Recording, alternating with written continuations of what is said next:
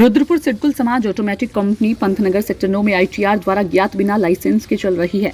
पूर्व में इस कंपनी का नाम पीडीपीएल कंपनी था। रातों रात पीडीपीएल कंपनी बंद होकर समाज ऑटोमेटिक कंपनी में बदल गई और सारे परमानेंट वर्करों को बिना नोटिस के बाहर कर दिया गया।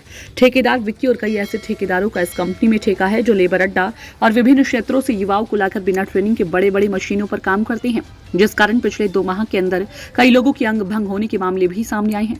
अमन सूरजपाल जैसे सैकड़ों की संख्या में उस कंपनी में युवा कार्यरत हैं। अमन राठौर की 3 उंगली भी कट चुकी है मशीन के अंदर और कंपनी के सुपरवाइजर को कई बार बताने के बावजूद मशीन की मरम्मत नहीं की और जोर जबरदस्ती व काम से निकालने की धमकी देकर सुपरवाइजर ने अमन राठौर से जबरदस्ती मशीन पर काम कराया।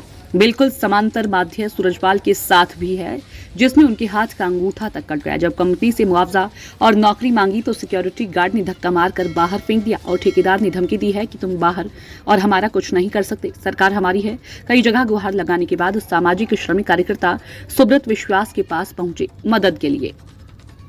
देखिए संजीव गाइन की रिपोर्ट।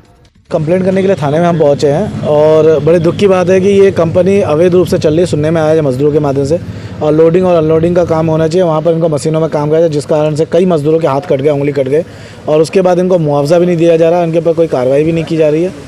और जो कंपनी वालों ने आश्वासन दिया था वो आश्वासन भी इनका कोई पूर्ण रूप से सुनवाई नहीं की जा रही है। हम मांग करते हैं कि इनको उचित मुआवजा दिया जाए। इन लोगों की जो उंगली कटी, जो अंग भंग हुआ है, कम से कम नहीं भी तो इनको 10-15 लाख का मुआवजा देना चाहिए सरकार को भी और प्रशासन को भी।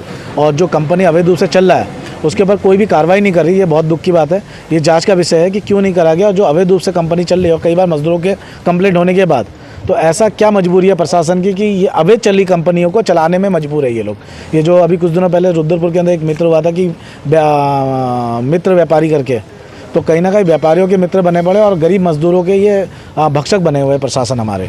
तो मजदूरों की सुनवाई, चाहे इंट्राक हो, पीडीपीएल हो, माइक्रोमैक्स, कई ऐसी कंपनियां हैं जो आज धरना रहते हैं और बड़ी बुरी हालत है। जहाँ कॉन्ट्रैक्ट में कामों में मजदूर के हाथें टूट रही हैं, काट कट रही है और कम रेटों में उनको काम कराया जा रहा है, अड्डों से लाके सीधे मशीनों पे डाला जा रहा है, उनके कहीं ना कहीं ज़िंदगी से खिलवाड़ किया जा रही है।